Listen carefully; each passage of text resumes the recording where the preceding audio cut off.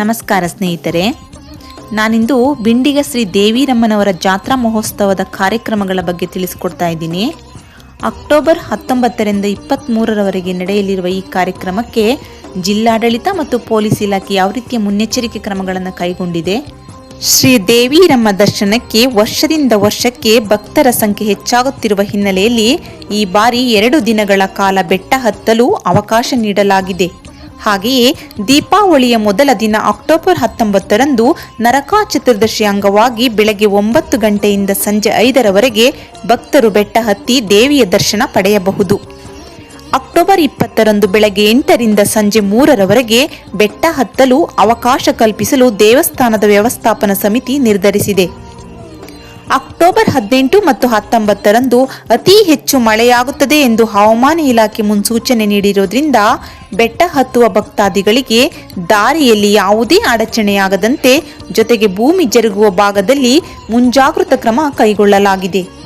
ಜನದಟ್ಟಣೆ ನಿಯಂತ್ರಣ ಮಾಡುವ ಸಲುವಾಗಿ ದೇವಸ್ಥಾನ ಸಮಿತಿ ನೀಡಿರುವ ನಿಯಮಗಳನ್ನು ಕಡ್ಡಾಯವಾಗಿ ಪಾಲಿಸುವಂತೆ ಭಕ್ತಾದಿಗಳಿಗೆ ಸೂಚನೆ ನೀಡುವ ಫಲಕಗಳನ್ನು ಬೆಟ್ಟದಲ್ಲಿ ಅಳವಡಿಸಲಾಗಿದೆ. ಪಟಾಕಿ ಸಿಡಿಸುವುದನ್ನು ಕೂಡ ನಿಷೇಧಿಸಲಾಗಿದೆ.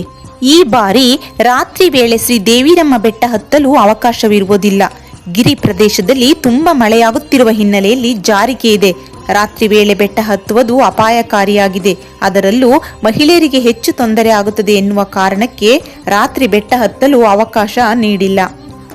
ಹಾಗೆಯೇ 15 ವರ್ಷದ ಒಳಗಿನ ಮಕ್ಕಳು, 60 ವರ್ಷ ಮೇಲ್ಪಟ್ಟವರು ಮತ್ತು ಆರೋಗ್ಯದ ಸಮಸ್ಯೆ ಇರುವವರು ಬೆಟ್ಟ ಹತ್ತುವುದನ್ನು ನಿಷೇಧಿಸಲಾಗಿದೆ.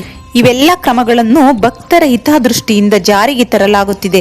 ಭಕ್ತರ ನೂಕುನುಗ್ಗಲು ತಪ್ಪಿಸಿ ಎಲ್ಲರಿಗೂ ದೇವಿ ದರ್ಶನ ಸುಗಮವಾಗಲಿ ಎನ್ನುವ ಕಾರಣಕ್ಕೆ 2 ದಿನಗಳ ಕಾಲ ಬೆಟ್ಟ ಹತ್ತಲು ಅವಕಾಶ ನೀಡಲಾಗುತ್ತಿದೆ. ಈ ಕಾರಣಕ್ಕೆ ಭಕ್ತರು ರಾತ್ರಿ ವೇಳೆ ಬೆಟ್ಟ ಹತ್ತದೆ ದೇವಸ್ಥಾನ ಸಮಿತಿ ಮತ್ತು ಜಿಲ್ಲಾಡಳಿತಕ್ಕೆ ಸಹಕರಿಸಬೇಕು ಎಂದು ಮನವಿ ಮಾಡಲಾಗಿದೆ. ಪ್ರತಿ ವರ್ಷದಂತೆ ಈ ಬಾರಿಯೂ ನರಕ ಚತುರ್ದಶಿಯ ದಿನ ಸಂಜೆ 7 ಗಂಟೆಗೆ ಬೆಟ್ಟದಲ್ಲಿ ದೀಪೋತ್ಸವ ನಡೆಯಲಿದೆ.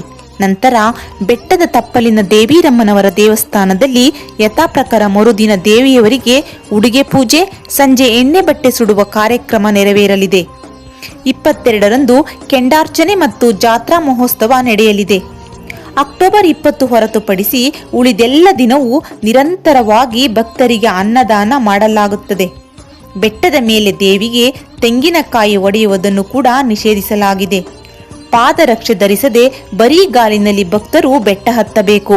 ಬೆಟ್ಟ ಹಾಗೂ ಸುತ್ತಮುತ್ತ ಪ್ರದೇಶದಲ್ಲಿ ಪ್ಲಾಸ್ಟಿಕ್ ಇತ್ಯಾದಿ ತ್ಯಾಜ್ಯ ಎಸೆಯುವುದನ್ನು ನಿಷೇಧಿಸಲಾಗಿದೆ. ಕಳೆದ ಬಾರಿಯಂತೆ RG ರಸ್ತೆ, IG ರಸ್ತೆ, MG ರಸ್ತೆಯಲ್ಲಿ ವಾಹನ ಪಾರ್ಕಿಂಗ್ ಮಾಡಲು ಅವಕಾಶ ಕಲ್ಪಿಸಲಾಗಿದ್ದು, ಖಾಸಗಿ ವಾಹನಗಳಲ್ಲಿ ಹೋಗುವ ಭಕ್ತರಿಗೆ ಮಲ್ಲೇನಹಳ್ಳಿ ಸರ್ಕಾರಿ ಕಾಲೇಜ್ ಬಳಿ ವಾಹನ ಪಾರ್ಕಿಂಗ್ ಮಾಡಲು ಅವಕಾಶ ಕಲ್ಪಿಸಲಾಗಿದೆ. ತರೀಕೆರೆ ಭಾಗದಿಂದ ಆಗಮಿಸುವ ಭಕ್ತರಿಗೆ ಕುಮಾರಗಿರಿ ಸಮೀಪ ಪಾರ್ಕಿಂಗ್ ಮಾಡಬೇಕು. ರಸ್ತೆ ಇಕ್ಕೆಲುಗಳಲ್ಲಿ ಪಾರ್ಕಿಂಗ್ ಮಾಡಲು ಅವಕಾಶವಿಲ್ಲ.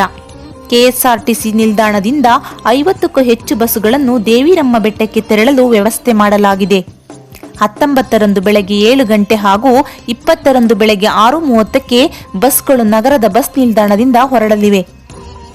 ದೇವಿರಮ್ಮ ಬೆಟ್ಟ ಹತ್ತುವವರು ಅಪಾಯದ ಜಾಗದಲ್ಲಿ ಹೋಗಬಾರದು. ಸೆಲ್ಫಿ ತೆಗೆಯಲು ಅವಕಾಶವಿಲ್ಲ. ಬೆಟ್ಟದ ದಾರಿ ಹೊರತುಪಡಿಸಿ ಬೇರೆಲ್ಲೂ ಹೋಗಬಾರದು. ಇದಿಷ್ಟು ಶ್ರೀ ದೇವಿರಮ್ಮ ಜಾತ್ರಾ ಮಹೋತ್ಸವದ ಬಗ್ಗೆ ಮಾಹಿತಿಯಾಗಿತ್ತು. ಧನ್ಯವಾದಗಳು ಸ್ನೇಹಿತರೆ.